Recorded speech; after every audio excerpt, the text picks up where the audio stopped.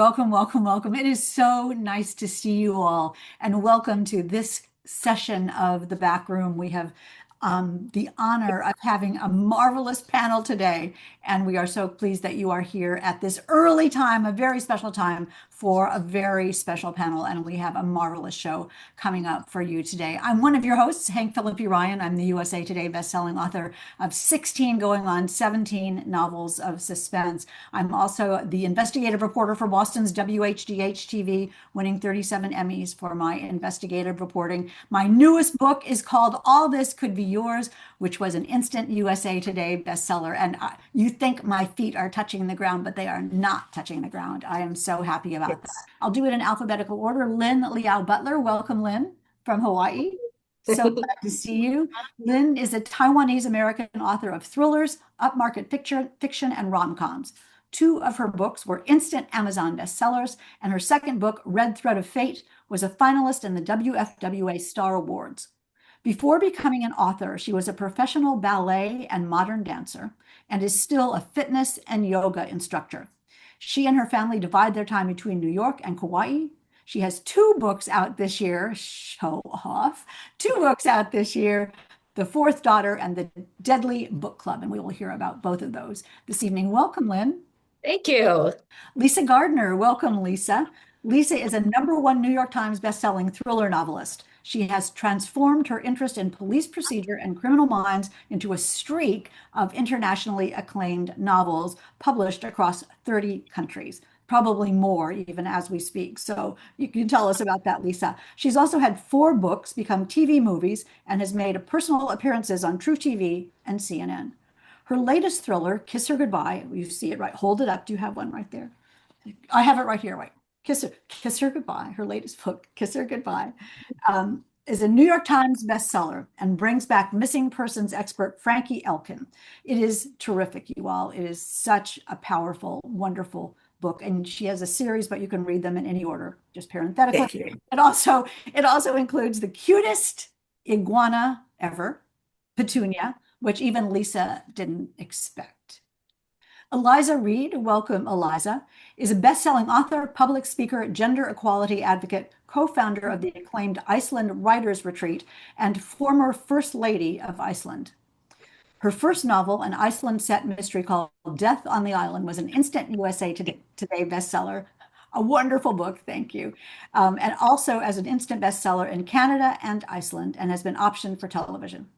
From 2016 to 2024, while her husband was president of Iceland, she was named a United Nations Special Ambassador. A memoir of her time in that role is set for publication in spring of 2026, which I cannot wait to read. She lives in Iceland with her husband and 4 children. Welcome. And our fourth author this evening is Francesca Serritella. Francesca is the New York Times bestselling author of Ghosts of Harvard, nominated for Best First Novel by International Thriller Writers. And her new novel, Full Bloom, you see it there in full bloom behind her, was an instant USA Today bestseller. She's also the co-author of a 9-book series of essay collections written with her mother, author Lisa Scottoline. She lives in New York City with her 18-year-old cat and her new puppy. Let's go to our 20 questions so we can just get away from whatever it is we're talking about.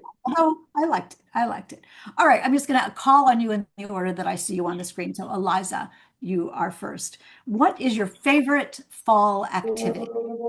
Oh my gosh. Well, I live in Iceland, so we don't kind of all year is fall a little bit. So I like seeing the leaves because I grew up in Canada, and I'm excited for the first time in many years to be going back to Cape Breton in Nova Scotia next week for a festival, and we'll get to see the fall colors, which I haven't seen in many years in person. So I'm excited about that. Anyway, Francesca, let me give you a question. Your question is, what is the best Halloween costume you've ever had? Ooh, I think one time I was Schrodinger's cat. And so it was like a classic Halloween costume, cat ears, but half of my face, I do stage makeup. I love theater. I'm in a musical theater troupe in my spare time as a hobby. And when I'm not performing, I do stage makeup for the group. So I'm pretty good with makeup. So half of my face was like totally dead, ghostly pale. The other half was like Mr. Mistopheles vivid. So it was, am I alive? Am I dead? You can only tell when you look in the box. It was a real nerd. I'm not cool, you know, I'm a big dork. So it was a nerdy quantum physics joke. But it was right around when Ghost of Harvard was coming out, and that book has all kinds of spooky physics. That's what I love to. I love to explore, is it supernatural? Is it just weird science? So my Schrodinger's cat costume was perfect for that That year. is a triple plus. I love it. Yeah. Okay, Lynn, this is not going to let you talk about your Halloween costume, but what is your favorite classic novel?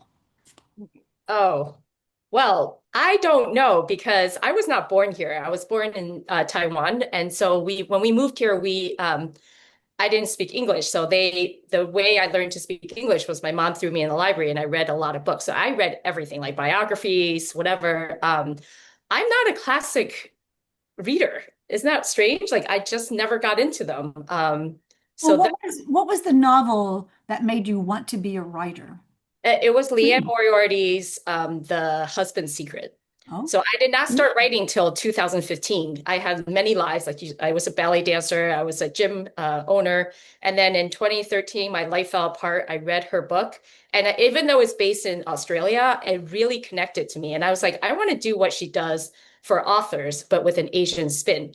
And so, never having taken a single writing class, I decided I was going to write. But because I read so much, I think a lot of it was just intuitive. And I actually took her book and dissected it, and that is how I became a writer. every one of you has an incredible story. It's really touching and heartwarming to hear how you all came to do what you do. I just love this. I'm getting goosebumps here. All right, Lisa Gardner, your question is, what was the first pet you ever had? Oh, dear Lord. I don't know if I've ever not had a pet. Oh, Like now I'm worried I'll insult one of them. I mean, I grew up on dairy farms. So, my cousin and I, we spent all our time trying to befriend all the feral barn cats.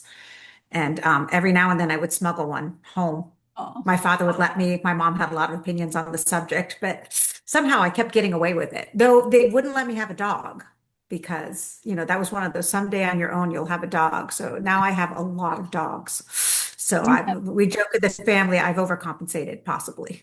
On the farm, they're working animals, though. The dogs, they're working, Well, not in my time. I hear stories from my grandfather of the dogs they had, but because for the longest time I was able to sneak home some cats, and then it was like I had guinea pigs, I had a hamster when I was in college. It's like I was doing everything to work around trying to have a pet that my parents wouldn't notice was actually a pet in my room, kind of thing. And now I'm just active in the Humane Society and animal rescue, and there's all sorts of life forms roaming my house at the moment. Again, overcompensated possibly, but very happy. And My so, mom comes to the pets on the furniture. I'm like, haha, my house. That's great. The kids finally win. Speaking of reading and speaking of writing, we do want to know what you all are reading. We'll hear about your books in a couple of minutes, but we do want to hear what you all are suggesting that we read. Since Karen's my goal is to have all of your TBR piles go up and up and up and up. Eliza, tell us what you are recommending.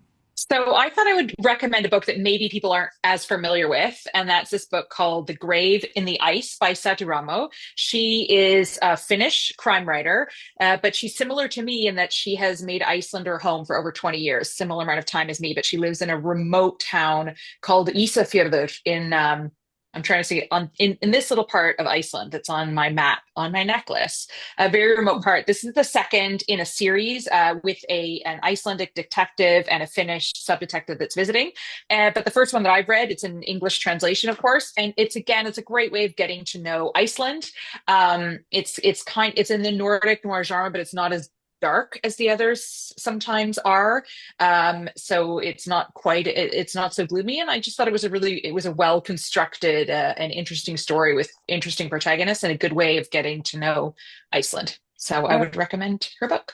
Yes, absolutely. So that's great. And I did not know about this book. So I love that you all are talking about books that we have not known before. Francesca, how about you? What are you recommending? Yes, I would recommend Adriana Trigiani's The View from Lake Como. Adriana is such an important person to me and just an author and a woman that I really admire and look up to. She's my neighbor here in the city and has been like a mentor in my writing career. And this book might be my favorite of hers yet. It's just It's just as big-hearted and warm and funny as she is. And it's about a young woman who's trying to put her life back together after a divorce, trying to, reconnect to herself as an artist, as a person. And it's just all those wonderful themes that I find so relatable, but in this fabulous setting that just lets you hang on to summer a little bit longer. So I loved The View from Lake Como, and I think anyone would like it. And you're getting a lot of people in the audience who are saying they love it too. Must read, says Sharon Carson person. So that is great. And Mindy says, love that book, Francesca, love Adriana. She's wonderful. Are we hearing an echo? Are you all right? I am hearing that. I don't know what it is though. I do too. Okay, so I'm trying to figure out what that is. Oh, maybe somebody's mic was on in the, okay, got it. And it is magically fixed. Thank you. Whoever did that. Lynn, go ahead and tell us what book you are reading. Because I divide my time between New York and Kauai, I have this book at home in New York, but so what's it called? Home of the American Circus by Allison Larkin. Very funny. She is the first author that I've ever slid into a DM on social media, and she followed me back and we started talking. I loved her first book, Stay. And it turns out I live in the town where she grew up, which is the town in New York that's in this book. And we were like, oh my God, that's so weird. And so I love her book. It's about a woman who's down her luck and has to go back to this town in New York, to her childhood home.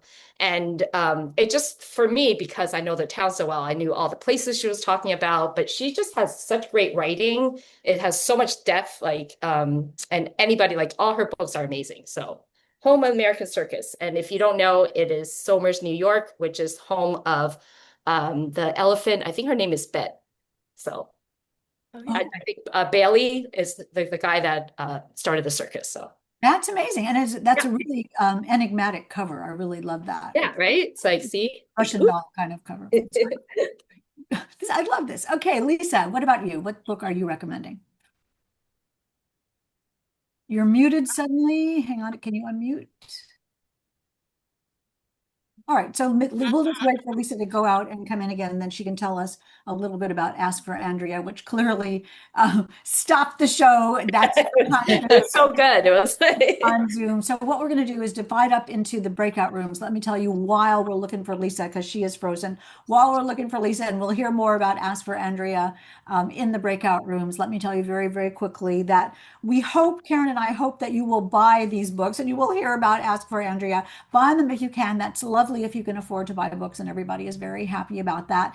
But also, taking books out of libraries is so wonderful. We absolutely rely on that. Our goal is to have you reading no matter where you get the books, no matter how you buy the books or how you borrow the books or how you get the books from your best friends or give them to your best friends.